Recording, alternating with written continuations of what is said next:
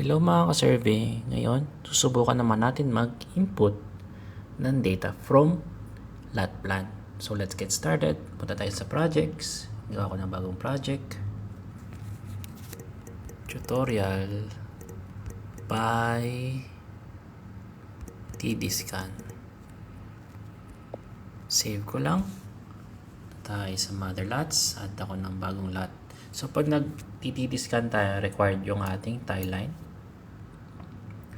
Ang tile line natin is northeast 2414 105.28. Area is 14,830. Zone 3, let's say siya ay lot 12. Save. Now once na mapunta tayo dito, punta tayo sa second tab sa baba. Press natin yung plus button, may makikita tayo dito na tabulated scan. So scan lang natin tong TD. Pwede itong mula sa plano mismo.